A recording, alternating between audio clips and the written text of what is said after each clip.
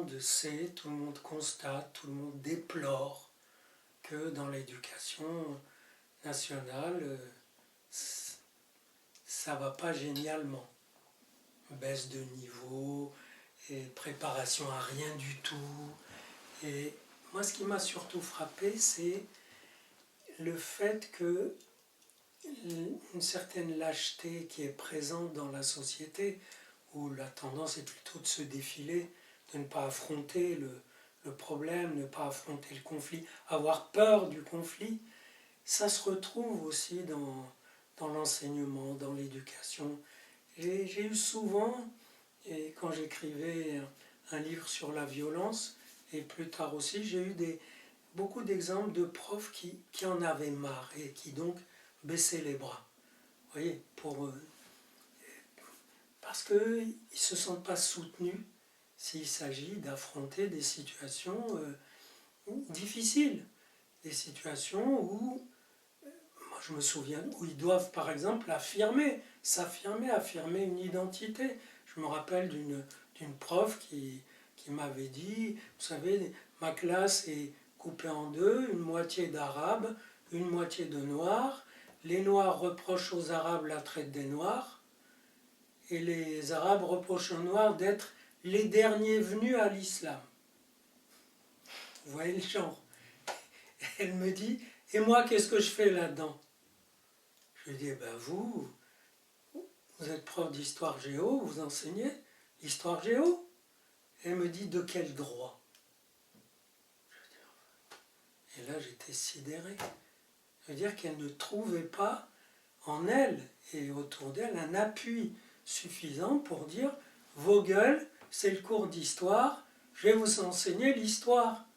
Et on fera une petite digression sur la traite des Noirs et les derniers venus. Comme ça, vous aurez aussi un petit chouïa. Mais non, de quel droit?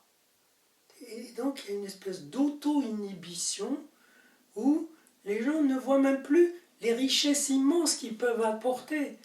Ils ne voient pas que les élèves débranchent sous toutes sortes de formes, sous forme de chahut, mais aussi sous forme d'ennui, sous forme de routine, de déprime, parce qu'ils ont une attente et qu'elle est déçue.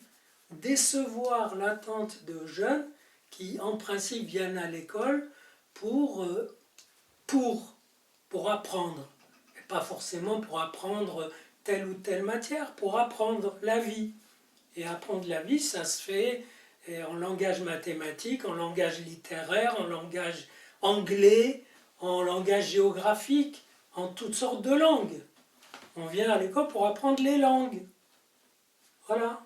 Et il y a des langues superbes, voilà, qui non seulement ouvrent l'esprit, mais vous confrontent à vos limites et vous obligent à les franchir. Moi, je suis plus pour cette idée d'ouvrir les gens finalement à la capacité d'apprendre, à la possibilité d'apprendre, en leur apprenant, évidemment, des choses précises.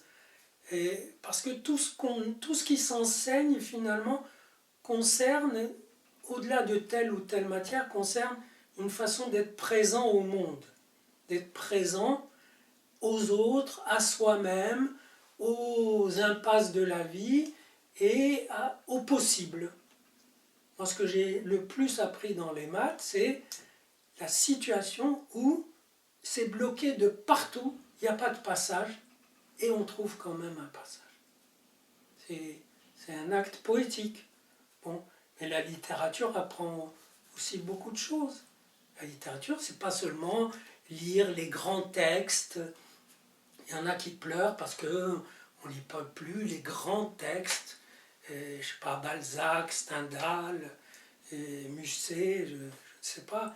Mais la littérature, c'est l'art et la capacité de faire jouer du texte, des lettres, pour essayer d'exprimer l'indicible. Et qu'on n'arrivera pas à exprimer, mais qu'on ne cesse d'essayer d'exprimer. C'est ça la littérature. Et les grands textes y participent. Donc, Si vous voulez, pour moi, la scène éducative, à tout niveau, c'est une scène où finalement chacun doit assumer son identité, sa vérité, avec des entrechocs qu'il faut aussi assumer. Il n'y a pas de raison que telle ou telle identité s'écrase. Et l'identité du prof qui a son truc à enseigner parce qu'il aime l'enseigner, elle compte autant que tout autre. Chacun vient avec sa question, avec son désir, son attente, et s'il y en a un qui craque, qui lâche, qui ne tire pas sur sa corde à lui, ben c'est tout le truc qui se déglingue. Il faut que, moi j'ai dit d'ailleurs à des profs, il y a longtemps, je leur ai dit, vous savez, ils me disent comment on doit faire, qu'est-ce qu'on doit faire. Je dis, mais vous savez, prenez déjà un critère, il faut vous dire de quelle manière je vais passer les 2 heures qui viennent le mieux possible pour moi. Et si c'est pour vous, ça sera partagé. Sauf si vous vous enfermez dans votre bulle. Si votre bien-être à vous dans les 2 heures qui viennent, c'est de lire l'équipe, bon, ben, c'est vrai que ça ne fait pas forcément des grandes ouvertures. Encore que, on ne sait jamais, un poète du sport. Mais pensez d'abord à vous. Et sachez que les autres pensent d'abord à eux, mais aussi à la rencontre.